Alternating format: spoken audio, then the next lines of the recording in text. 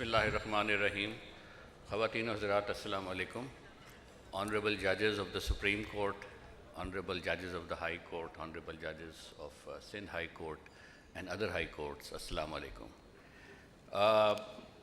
It is a matter of great honor to be here in this panel and to represent ICC work here and see where it takes forward Pakistan in terms of the manner in which the arbitrations are to be handled by the ICC framework.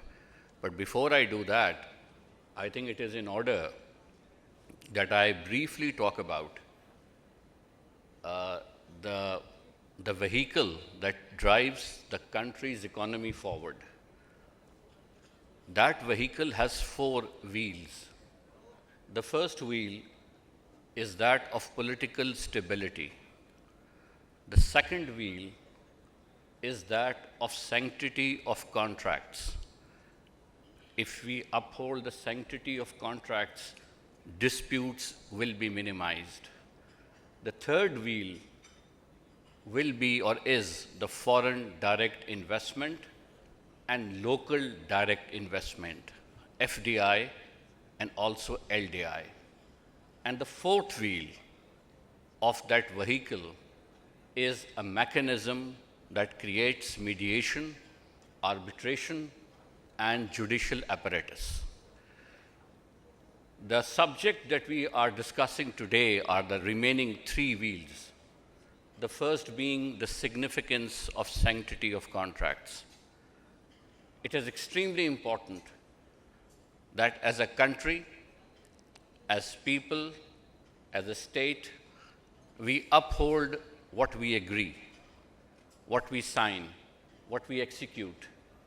And if we uphold that in good faith, then the mechanisms relating to dispute resolution, the stress on those mechanisms will be minimized. For the disputes to arise, people have to rethink, people revisit what they have committed. And if there is a good faith, and the good faith is also joined by genuine faith towards associated with the sanctity of contracts, then the dispute chances stand minimized. International Chamber of Commerce, or ICC, focus is initially on its work relating to upholding contracts and also to minimize confusions relating to complex contracts.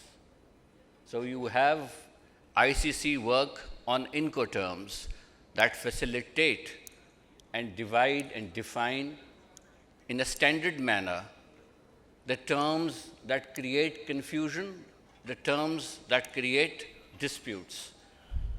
Likewise, when we are talking of the CPAC, China, Belt Road Initiative, movement of goods, then TIR Carnet legal framework by ICC in a standard mode is yet another helping tool.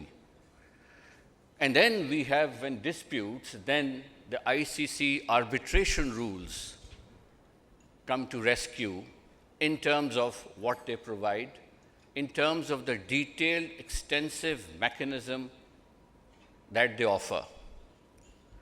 And in addition to that, there are ICC mediation rules. These rules provide an opportunity to even make an effort not let go matters even to arbitration, let alone litigation. I remember Justice Mansoor Ali Shah's speech some days ago in Islamabad, in which he argued that given the stress and the burden on the entire judicial system, effort must be made to alternatively settle dispute, to find means, mechanisms. And that's where the work of the ICC relating to mediation rules could be of great support, and it makes available an additional tool to look at, to examine if it could be applied or made use of in domestic dispute frameworks. I would also like to mention that the ICC is normally the preferred venue where parties agree to arbitrate for the reason that ICC perhaps has the most comprehensive secretarial support than any other institution in the world. So not only you have judges picked up from various jurisdictions, the support that ICC Secretariat provides is amazing. The mechanism of review of awards, draft awards, internally done, is perhaps one of the most comprehensive mechanisms. Thank you. Pakistan, yeah. Sorry, you want no, it's just so I think we will touch upon to the ICC specifically, but just quickly, like how the projects and investment involved. I was coming to that. Yes. So the preference for Pakistani government and also the preference for Pakistani entrepreneurs is to opt for the ICC as a venue of arbitration. Now that preference is sometimes driven by various motivations. Yeah. And as I said, one motivation is when they get to appreciate that this has a very comprehensive mechanism, objective, transparent, and so on. So we have the federal government which enters into agreement. We have ICSID arbitration treaty frameworks, but then we have about 280 statutory bodies which are slightly outside the federal government who interface with international investors. And those investments provisions are again providing for the ICC as a venue. Basically, as I mentioned, there's a very extensive procedure within the ICC to evaluate the awards once they have been prepared by the arbitrators. And the Secretariat normally raises a committee or a group of from amongst the judges, and then one secretarial person is designated to examine the award in detail and provide a very detailed briefing to the entire group, which has been done virtually in the last 2-3 years, but mostly now it is coming back where personally they are sitting at various places of choices, and then a detailed agenda of 6, 7, 8 awards is being examined. It takes about quite a few hours to go through the concerns that has been raised by the Secretariat and the discussion that takes place between the court members. And finally, if there are certain recommendations for changes that needs to be made in terms of costs, in terms of corrections, in terms of any issue relating to the sequence of the legal argument, they're referred back to the arbitrator. But other than that, most of the awards are then scrutinized. So in that sense, the quality surely is quite credible. So what is when you attend the court sessions, what is the key issue that you will first look into to ensure that the arbitral award is enforceable? Well, obviously, arbitration award, once it's obtained, it will need to be implemented in the host country. And if the host country is Pakistan, then we always have issues, some have been pointed out earlier. But now I think there has been a much more improved system, ecosystem for the enforcement. There's a pro-enforcement approach. And even if you have an award, still there is a suggestion for mediating that award implementation steps as well. And I can tell you from experience that now the badge of young judges that we have in various high courts, their understanding of this entire arbitration landscape is far better.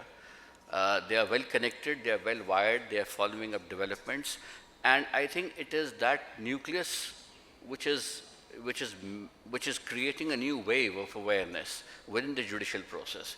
And we clearly see an attitude where the judges are inclined to enforce it more readily, but at the same time, as I said, since the enforcement also takes a while in Pakistan, or for that matter in any country, so judges also sometimes suggest to mediate the process of enforcement as well.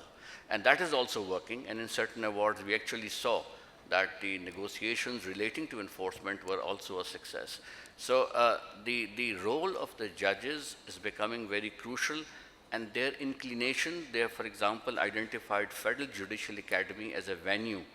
And I was recommending to some that if they could engage some sociologist who could identify and persuade people from a cultural standpoint, that if it is a good cultural sense, you may actually have lesser disputes. Well, I would like to first of all appreciate the Mediation Association, Kashif Saab, whatever the work that you are doing is absolutely incredible.